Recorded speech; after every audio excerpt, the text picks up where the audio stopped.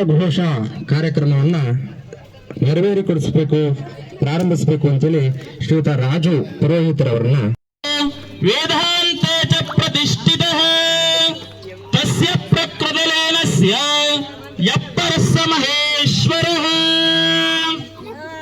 ಓಂ ತಚ್ಚಯೋರಾರುಣೀವಃ ಘಾತಂ ಯಜ್ಞಾಯ ಘಾತಂ ಯಜ್ಞಪತಯೇ ಸದ್ಯೋ ಜಾತಂ ಪ್ರಪದ್ಯಾಮಿ ಸದ್ಯೋ ಜಾತಾಯ Y ನಮೋ ನಮಃ ಭವೆ ಭವೇನಾತಿ ಭವೆ ಭವಸ್ವಮಾನ್ ಭವೋದ್ಭವಾಯ ನಮಃ ವಾಮದೇವಾಯ ನಮೋ ಜ್ಯೇಷ್ಠಾಯ ನಮಃ ಶ್ರೇಷ್ಠಾಯ ನಮೋ ರುದ್ರಾಯ ನಮಃ ಕಾಲಾಯ ನಮಃ ಕಲವಿಕರಣಾಯ ನಮೋ ಬಲವಿಕರಣಾಯ ನಮೋ ಬಲಾಯ ನಮೋ ಬಲಪ್ರಮತನಾಯ ನಮಃ ಸರ್ವಭೂತದಮನಾಯ ನಮೋ ಮನೋನ್ಮನಾಯ ನಮಃ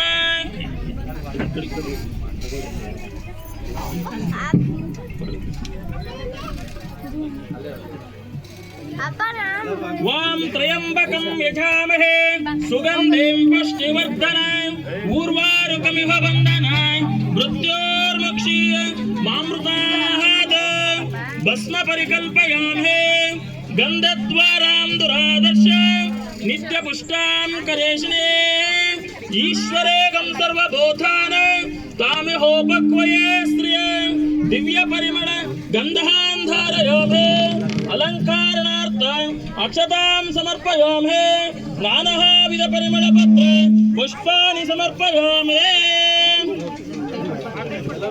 ಓಂ ವನಸ್ಪತಿರಸೋಪೇತ ಗಂಧಾಢ್ಯೋ ಧೂಪೋತ್ತಮಃ ಆಗ್ನೇಯ ಸರ್ವದೇವಾನಾಂ ಧೂಪೋಯಂ ಪ್ರತಿಗೃಹ್ಯತೆ ದಿವ್ಯಧೂಪಾಗ್ರಾಪಯಾಮೇ ದೂರಸೇ ದೂರ್ವಧೂವಂತಂ ದೂರ್ವತಯೋಃ ಸ್ಮೈ ದೂರ್ವವಾದ ಮನವೇ ಕರ್ಪೂರಧಾರತೆ ಅನುದೇನೋ ಗರವೀನ ಅನುರಾಗ ಭಕ್ತಿಯಲೆ ಜನನ ಮರಣ ರಹಿತ ಜಂಗಮಗೆ ಬೆಳಗೇರೆ ಜ್ಞಾನಪೂರ್ಣ ಇಂದ್ರಗಂಗೋತೆ ನಿರ್ಮಲವಾದ ಮನವೇ ಕರ್ಪೂರಧಾರತೆ ಪ್ರಾಪ್ತ ಜ್ಞಾನಿಯೋಳ ನಾಡೆರೆ ಈನ ವಿಷಯದ ಜನ್ಮ ಇಂದುಳಿದ ಲಿಂಗಕ್ಕೆ ದೇವಾನಿ ಗತಿ ಎಂದು ಮನವೆತ್ತ ಬೆಳಗೇರೆ ಜ್ಞಾನಪೂರ್ಣಂ ಜಗಂ ಜ್ಯೋತೆ ನಿರ್ಮಲವ ಮನವೇ ಕರ್ಪೂರಧಾರತೆ ನಮಗೆ ಮಾಡಿದ ಫಲದಿಂದ ಕೊಟ್ಟನೋಗರು ನಮಗೆ ಮಾಡಿದ ಫಲದಿಂದ ಹುಟ್ಟಿದ ಮಗನ ಹೆಸರು ಶಿವನೇ. ಎಲ್ಲರೂ ಪತ್ರ ತಗೊಳ್ಳಿ, ಅವ್ವ ತಗೊಳ್ಳೆಲ್ಲ ಕೈಗೆ. ಪಶುಮಾನ್ ಭವತಿ ಚಂದ್ರಮಾವಾಪಾನ್ ಪುಷ್ಪಂ ಪುಷ್ಪವಾನ್ ಪ್ರಜಾವಾನ್ ಪಶುಮಾನ್ ಭವತಿ ಯಾ ಏವಂ ವೇದ ಯೋಕಾಮಾಯತನಂ ವೇದ ಆಯತನವಾನ್ ಭವತಿ. ಓಂ ರಾಜಾದಿರಾಜಾಯ ಪ್ರಸಹ್ಯ ಸಾಹಿನೇ ನಮೋ ವೈಷ್ಣವನಾಯ ಕುರ್ಮಹೇ ಕಾಮೇಂ ಕಾಮಾಂ ಕಾಮ ಕಾಮಾಯ ಮಹ್ಯಂ ಕಾಮೇಶ್ವರೋ ವೈಶ್ರವಣೋ ದದಾತ್ ಕುಬೇರಾಯ ವೈಶ್ರವಣಾಯ ಮಹಾದೇವಾಯ ನಮಃ. ನಮಸ್ತೆ ಅಸ್ತು ಭಗವಾನ್ ವಿಶ್ವೇಶ್ವರಾಯ ನಮಃ ದೇವಾಯ ತ್ರ್ಯಂಬಕಾಯ ತ್ರಿಪುರಾಂಧಕಾಯ ತ್ರಿಕಾಗ್ನಿ ಕಾಲಾಯ ಕಾಲಾಗ್ನಿ ರುದ್ರಾಯ ನೀಲ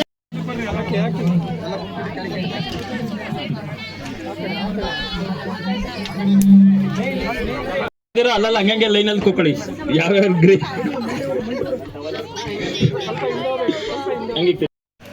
ರೆಡಿ ಹಾಗೆ ರೀ ಇಲ್ಲೋಡಿ ಇಲ್ಲೋಡಿ ಓಕೆ.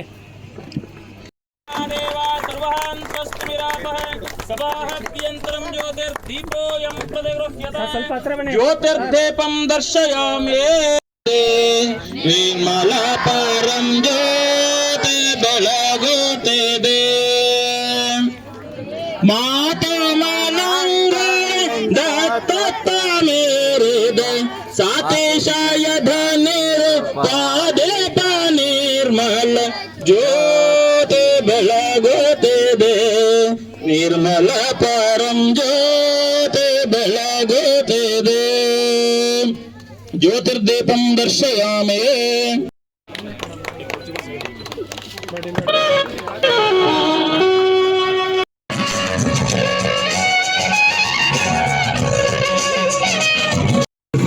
ಕೃತಜ್ಞತೆಯನ್ನು ಸಲ್ಲಿಸಬೇಕು ಅಂತ ಹೇಳಿ ವಿನಂತಿಸ್ತಾರೆ.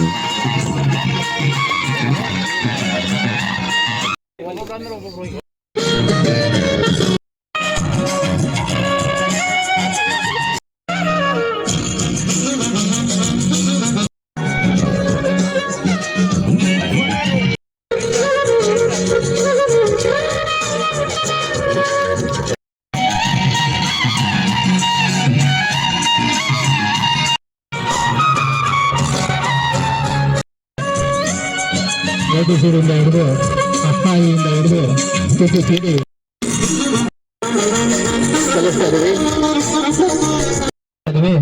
ಹಾಗೆ ಸ್ಮರಣೆ ಮಾಡ್ತಕ್ಕಂಥದ್ದು ಮಾಡ್ತಾ ಇದೀವಿ. ಹಾಗೆ ದಕ್ಷಿಣಮೂರ್ತಯೇ ನಮಃ. ಶ್ರೀಮನ್ ನಿರಂಜನ ಪ್ರಣವ ಸ್ವರೂಪಿಗಳಾದ ಶ್ರೀಗಳವರ ಪಾದಾರವಿಂದಗಳಲ್ಲಿ ಭಕ್ತಿಪೂರ್ವಕ ಪ್ರಣಾಮಗಳನ್ನು ಅರ್ಪಿಸುತ್ತಾ ಸಭೆಯಲ್ಲಿ ಅಲಂಕರಿಸಿರುವ ನಮ್ಮ ಎಲ್ಲ ಗುರು ವೃಂದದವರೇ ಮತ್ತು 2001-2ನೇ ಸಾಲಿನ ವಿದ್ಯಾರ್ಥಿಗಳೇ ಮತ್ತು ಈಗಿನ ವಿದ್ಯಾರ್ಥಿಗಳೇ ಭಕ್ತರೇ, ಈಗ ಇಲ್ಲಿವರೆಗೂ ಬಹಳ ವಿಚಾರಗಳನ್ನು ನಾವು ಕಂಡಿದ್ದೇವೆ. ಎಷ್ಟೋ ವಿದ್ಯಾರ್ಥಿಗಳು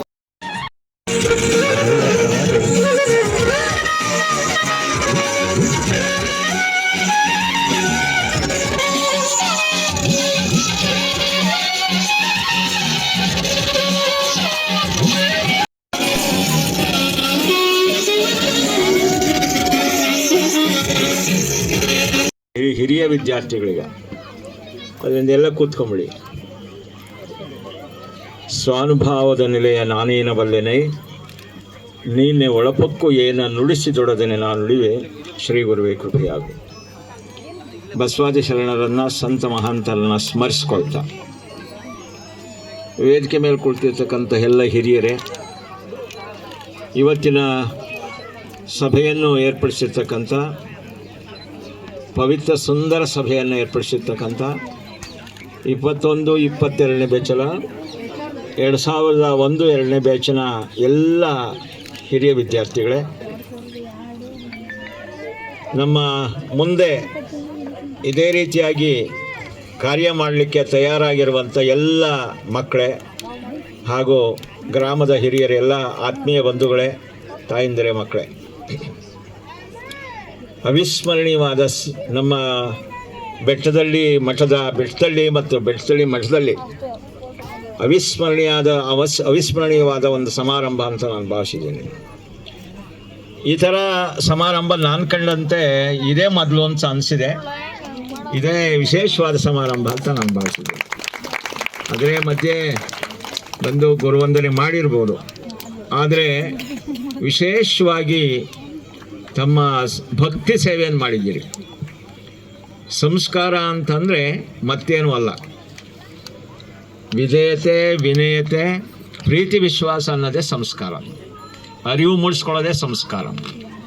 ಶಿಕ್ಷಣ ಅನ್ನೋದಕ್ಕೆ ಮತ್ತೆ ಒಂದು ಹೆಸರು ಸಂಸ್ಕಾರ ಅಂತಲೇ. ಯಾವೊಬ್ಬ ವ್ಯಕ್ತಿ ಶಿಕ್ಷಣ ಪಡ್ಕೊಳ್ತಾನೆ ಅವನು ಸುಶಿಕ್ಷಿತನಾಗಿರ್ತಾನೆ, ಸಂಸ್ಕಾರವಂತನಾಗಿರ್ತಾನೆ. ಶಿಕ್ಷಣದ ಮೂಲ ಗುರಿನೂ ಇದೇ ಆಗಿರುತ್ತೆ. ಸಂಸ್ಕಾರವಂತ ಸುಶಿಕ್ಷಿತ ಈ ದೇಶದಲ್ಲಿದ್ದರೆ ಮಾನವರಾದಿಯಾಗಿ ಸಕಲ ಜೀವರಾಶಿಗಳಿಗೆ ಲೇಸಾಗುತ್ತೆ. ಇದೊಂದು ಭಾವಿಸ್ಬೇಕು. ಸಕಲ ಜೀವರಾಶಿಗಳಿಗೂ ಲೇಸಾಗುತ್ತೆ. ಸಂಸ್ಕಾರ ಅಂದರೆ, ತಿಳುವಳಿಕೆ ಅಂದರೆ ಕಷ್ಟಪಟ್ಟು ದುಡಿದು ಹಂಚ್ಕೊಂಡು ತಿನ್ನು ಅಂತ, ಹಂಚೂಟ ಮಾಡಬೇಕು. ನಮ್ಮ ಸಂಸ್ಕೃತಿ ಏನು ಹೇಳುತ್ತೆ ಅಂದರೆ, ತಿರ್ಕಂತಂದು ಕರ್ಕೊಂಡೋಣ್ಣು ಅಂತ. ಎಂಥ ಮಾತು ಹೇಳಿ ಹೋಗ್ಯಾರ ನೋಡ್ರಿ. ತಿರ್ಕೊಂಡು ನಮಗೇನೂ ಇಲ್ಲ, 4 ಮನೆ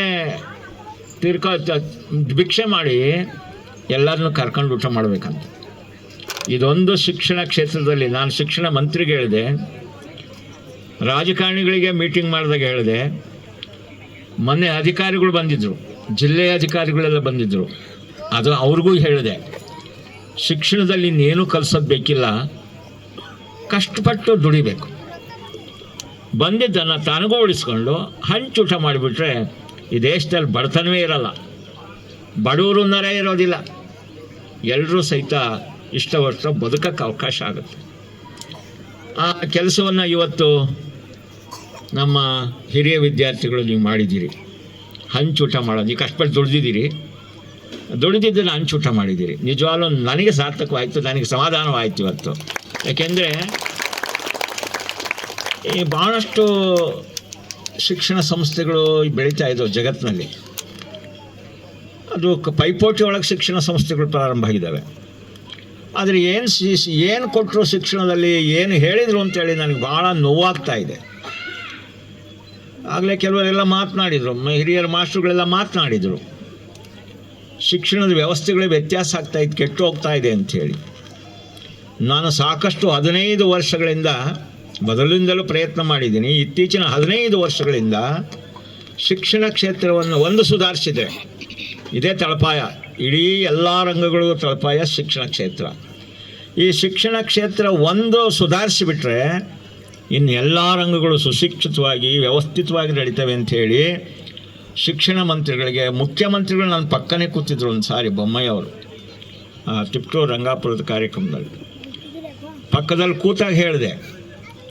ಮತ್ತು ಶಿಕ್ಷಣ ಮಂತ್ರಿಗಳಿಗೆ ಹೇಳಿದೆ, ಇವ್ರಿಗೇನಾಗ್ಬಿಟ್ಟಿದೆ ಅಂದರೆ ಶಿಕ್ಷಣ ಕ್ಷೇತ್ರ ಅನುತ್ಪಾದಕ ಘಟಕ ಅಂತ. ಶಿಕ್ಷಣಕ್ಕೆ ಹಾಕಿದ ಬಂಡವಾಳ ರಿಟರ್ನ್ ಬರೋಲ್ಲ ಅಂತ. ಅರೆ, ಎಲ್ಲ ಉತ್ಪಾದಕದ ಘಟಕಗಳಿಗೂ ಇದೇ ಮೂಲ ಸ್ಥಾನ ಅಂತ ಅವರಿಗೆ ಬುದ್ಧಿನೇ ಹೋಗಿಲ್ಲ, ಜ್ಞಾನನೇ ಹೋಗಿಲ್ಲ. ಇವತ್ತು ಸಹಿತ 15ನೇ ಇಸ್ವಿಯಿಂದ ಒಬ್ಬ ಶಿಕ್ಷಕನ ಕೊಡಲಿಲ್ಲ. ಕನ್ನಡ ಶಾಲೆಗಳು ಮುಚ್ಚೋದು, ಖಾಸಗಿಯವ್ರು ನಡೀತಕ್ಕಂಥ ಕನ್ನಡ ಶಾಲೆಗಳು ಮುಚ್ಚೋದು, ಸರ್ಕಾರಿ ಶಾಲೆಗಳು ಮುಚ್ಚೋದು. ನಾನು ಬೆಳ್ತಳ್ಳಿ ಸರ್ಕಾರಿ ಶಾಲೆಗಳನ್ನು ಸಾಕಷ್ಟು ಉದಾಹರಣೆ ಮಂತ್ರಿಗಳಿಗೆ ಮತ್ತು ಅಧಿಕಾರಿಗಳಿಗೆ ಕೊಟ್ಟಿದ್ದೇನೆ. ಪಾಪ ನೀವೆಲ್ಲ ಇಲ್ಲಿ ಓದಿದ್ದೀರಿ. ಕೆಲವರು ವರ್ಷಕ್ಕೊಂದು ಸಾರಿ ಪ್ರಧಾನರು ಶಿವರುದ್ರಪ್ಪನವ್ರು ಇರೋರು, ಹೌದಾ, ಅವರು ಆ ಎಂಚನ್ನು ತೆಗೆದು ಆ ದೀಪ ಆಗಿ ರಿಪೇರಿ ಮಾಡಿಕೊಟ್ರೆ ಶಾಲೆ. ಇಂತಹ ದುಸ್ಥಿತಿ ಒಳಗೆ ಸರ್ಕಾರಿ ಶಾಲೆ ಇತ್ತು, 180-200 ಮಕ್ಕಳಿದ್ದು.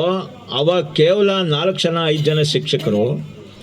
ಅಷ್ಟು ಮಕ್ಕಳಿಗೆ ಸಬ್ಜೆಕ್ಟ್ ಇವತ್ತು ಸಹಿತ 5-6 ಸಬ್ಜೆಕ್ಟ್ಗಳಿದ್ದಾವೆ, 7 ತರಗತಿಗಳಿದ್ದಾವೆ. ಹೇಗೆ ನಿಭಾಯಿಸ್ತಾರೆ?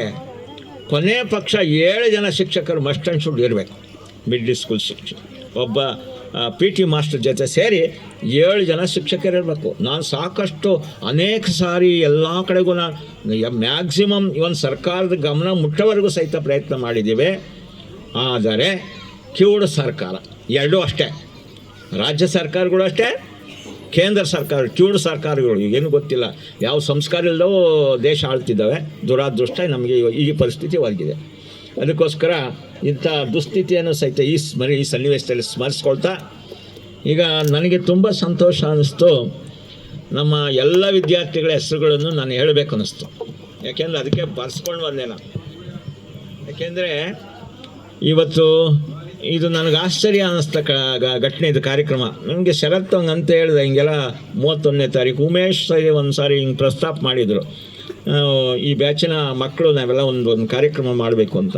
ನಾನೇನು ಸರಳವಾಗಿ ಬಂದರೆ ಏನೋ ಒಂದು ವ್ಯವಸ್ಥೆ ಇದು ಮಾಡ್ಕೊಂಡು ಹೋಗ್ಬೋದು ಅಂತ ತಿಳ್ಕೊಂಡಿದ್ದೆ. ಆದರೆ ನೀವು ವ್ಯವಸ್ಥೆ ಮಾಡಿರೋದು ನೋಡಿದರೆ ಪ್ರಾಥಮಿಕ ಶಾಲೆಯಿಂದ ಹಿಡಿದು ಪ್ರೌಢಶಾಲೆ ಮತ್ತು ಸಂಸ್ಕೃತ ಶಿಕ್ಷಕರು ಮತ್ತು ನಮ್ಮ ಸಿಬ್ಬಂದಿ, ಮಠದ ಸಿಬ್ಬಂದಿಯನ್ನು ಎಲ್ಲರೂ ಗುರ್ತಚ್ಚಿದ್ದೀರಲ್ಲ, ಅದೇ ಹೇಳು, ಯಾರನ್ನೂ ಬಿಡಕ್ಕೆ ಹೋಗಿಲ್ಲ, ಎಲ್ಲರನ್ನೂ ಗುರ್ತಚ್ಚಿ ವಿಶೇಷವಾಗಿ ಕಾರ್ಯಕ್ರಮ ಮಾಡಿದ್ದಾರೆ. ನಿಜವಾಗ್ಲೂ ನಾವು ಕೊಟ್ಟಂಥ ಸಂಸ್ಕಾರ, ನಾವು ಕೊಟ್ಟಂಥ ತಿಳಿವಳಿಕೆ, ಮಾಸ್ಟರ್ಗಳು ಕೊಟ್ಟಂಥ ವಿದ್ಯೆ ಸಾರ್ಥಕವಾಯಿತು ಅಂತ ನಾನು ಭಾವಿಸಿದ್ದೇನೆ. ಇದು ನಾನು ಕಾಣಬೇಕಾಗಿರೋದು. ನಮಗೆ ಫಲ ಇದೆ, ನೀವು ಎಷ್ಟಾದರೂ ಕೊಡಿ ಎಷ್ಟಾದರೂ ಬಿಡಿ, ಅದು ಬೇರೆ ವಿಚಾರ. ನಿಮ್ಗೆ ದುಡಿಮೆ ಒಂದು ಭಾಗ ಮಾಡ್ತೀರೋ ಸರಿ. ಆದರೆ ಆ ಸಂಸ್ಕಾರ ಇದೆಯಲ್ಲ, ಈ ಥರ ಮಾಡಬೇಕು. ಒಂದು ಕಾರ್ಯಕ್ರಮ ಗುರುವಂದನೆ ಮಾಡಬೇಕು, ಗುರು ಹಿರಿಯರಿಗೆ ಗೌರವಿಸಬೇಕು, ತಂದೆ ತಾಯಿಗೆ ಗೌರವಿಸಬೇಕು ಅಂತ ಭಾವನೆ ಇದೆಯಲ್ಲ, ಇದು ನಿಜವಾಗಲೂ ಇದು ದೇಶದ ಭವಿಷ್ಯಕ್ಕೆ ನಾಂದಿ ಆಗುತ್ತೆ, ಉತ್ತಮವಾದ ಭವಿಷ್ಯಕ್ಕೆ ನಾಂದಿ ಆಗುತ್ತೆ. ಇದು ನಾಳೆ ದಿವಸ ನಾನು ಇನ್ನೊಂದು ಸಾರಿ ಈ ಥರ ಏನಾರ ಕಾರ್ಯಕ್ರಮ ಮಾಡಿದರೆ ಗುರುಗಳನ್ನು, ಧರ್ಮ ಗುರುಗಳನ್ನು ಎಲ್ಲರನ್ನು ಗೌರವಿಸುವ ರೀತಿಯಾಗಿ ಮುಂದಿನ ನಿಮ್ಮ ಬ್ಯಾಚ್ ಆಗಿರ್ಬೋದು, ಇನ್ನು ಮುಂದಿನ ಯಾವ್ದಾರ ಬ್ಯಾಚ್ ಆಗಿರ್ಬೋದು, ನಿಮ್ಮ ತಂದೆ ತಾಯಿಗಳನ್ನು ಈ ವೇದಿಕೆ ಮೇಲೆ ಕರ್ಕೊಂಬಂದು ಅವ್ರಿಗೂ ನಮ್ಮ ಜೊತೆ ಒಳಗೆ ಅವರೂ ಕೂತ್ಕೊಂಡು ಗೌರವಿಸ್ಕೋಬೇಕು. ಯಾಕೆಂದರೆ ನೀವೊಬ್ಬ ಮಗುವಾಗಿ ಬೆಳಿಬೇಕಾದ್ರೆ ತಾಯಿಯ ಋಣ ಯಾವ ಕಾಲದಾಗೂ ಸನ್ಯಾಸಿ ಆದರೂ ತೀರ್ಸೋಕ್ಕಾಗಲ್ವಂತ ತಾಯಿ ಋಣ. 9 ತಿಂಗಳು ಹೊತ್ತು ಸಾಕ್ತಾಳಲ್ಲ, ಯಾವ ಯೋಗಿಗಳು ಯಾವ ಸನ್ಯಾಸಿಗಳಿಗೂ ಆ ಋಣ ತೀರ್ಸೋಕ್ಕಾಗಲ್ಲಂತೆ. ಅದಕ್ಕೋಸ್ಕರ ತಾಯಿ ತಂದೆಯನ್ನು ಒಂದು ಮುಂದಿನ ಸಾರಿ ಯಾರಾದರೂ ಪ್ರಯತ್ನ ಮಾಡಿದರೆ ನಮ್ಮ ಇಂಥ ವೇದಿಕೆಯೊಳಗೆ ನಿಮ್ಮ ತಾಯಿ ತಂದೆಗಳಿಗೂ ಒಂದು ಗೌರವಿಸಿದರೆ ಅವರ ಆತ್ಮನೂ ಸಂತೋಷ ಆಗುತ್ತೆ. ಇದು ಇನ್ನೂ ಬಹಳ ಮೇಲ್ಮಟ್ಟದ ಕಾರ್ಯಕ್ರಮ ಆಗುತ್ತೆ ಅಂತ ನಾನು ಭಾವಿಸಿದ್ದೇನೆ. ಅದಕ್ಕೋಸ್ಕರ ಈ ಕಾರ್ಯಕ್ರಮಕ್ಕೆ ಭಾಳ ಜನ ಶ್ರಮಿಸಿದ್ದೀರಿ. ತೀರ್ಥ ಪ್ರಸಾದ್ ನಾನೊಂದು ಸರಿ ನೋಡಿಬಿಡ್ತೀನಿ ಸುಮ್ಮನೆ ಹಂಗೆ. ತೀರ್ಥ ಪ್ರಸಾದ್ ಅಂದ್ರೆ ಯಾರು ಇದ್ದಾರಾ? ಊಟದಲ್ಲಿದ್ದಾರಂತೆ. ಗುರುಮೂರ್ತಿ